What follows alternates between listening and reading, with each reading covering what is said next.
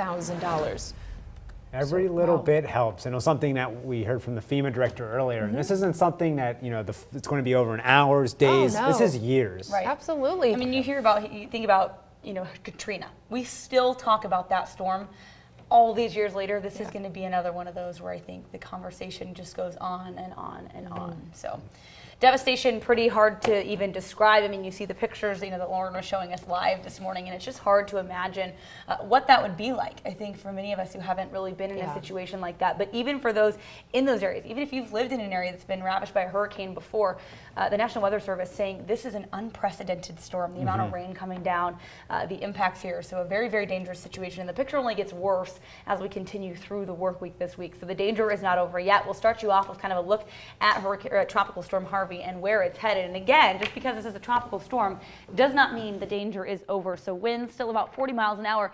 This thing is just sitting parked over the Texas coastline right now, moving only southeast at about 3 miles per hour. The problem with this is that it's actually going to track southeast back out into the Gulf, and that is a problem because it will allow for the potential for a little bit of this to re-strengthen. The waters are so warm it can actually provide more fuel for this storm as it then turns northeast back up near Houston and inland here over the next few days. So again, this storm is something we're going to be watching for several days out into the weekend as well.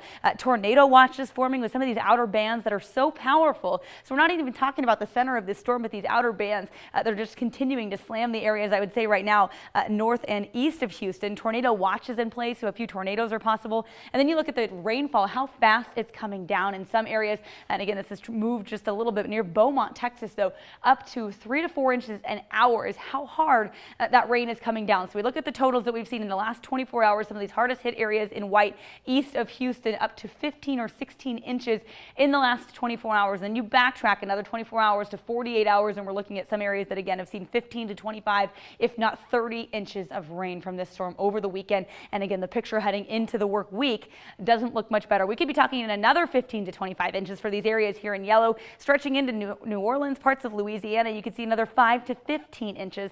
Same for the middle Texas coast, where we would say, hey, hopefully the worst is over. We're still talking about another foot of rain in some places. So again, very devastating scenario. The damage is going to continue to get worse there. We'll be monitoring this storm pretty closely for you here over the next few days. Around here, very different story, very different start to the day. A nice look over the Sun Valley area with hints of daylight starting to come into play, but the sun not up till 7:05 this morning. Temperatures right now, though, are already mild even without that sun out there. 74 in the Boise area, hinting at a toasty afternoon.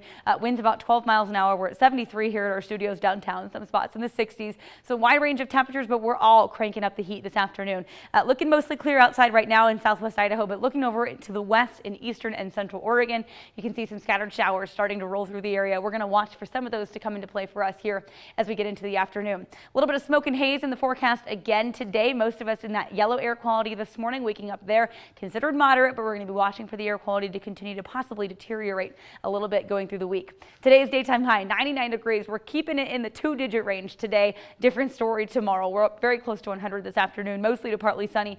Slight chance of some thunderstorms in the afternoon. We'll kind of pinpoint that here on the future cast in just a second, but just know it's going to be sizzling out there. 100 degrees on the dot in Mountain Home, upper 80s for most of our mountains, upper 90s around here. And our forecast high today at 99 is just a few degrees shy of the all-time record for this date in history. The record actually set back in 2009, so about 8 years ago. Tomorrow, different story. We're actually going to smash that record. We should shatter it. 98 is the record for tomorrow. And again, we are forecast to hit 100 degrees. So chances are we're going to be seeing record heat on this time of the year as we head into September, the final days of August, planning to be a hot one.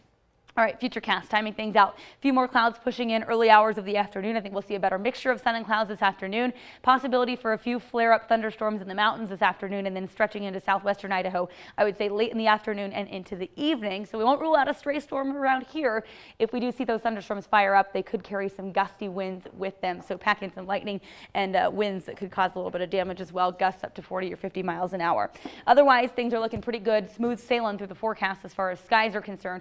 Better chance of storms, I would say, maybe possibly Wednesday afternoon. We'll keep an eye on that. Maybe this afternoon as well, but we're up to 100 tomorrow, down to the low 90s Thursday and Friday, but that's about as cool, using air quotes there on purpose, as it gets for the final week of August, first week of September. We are back to the mid to upper 90s for your Labor Day.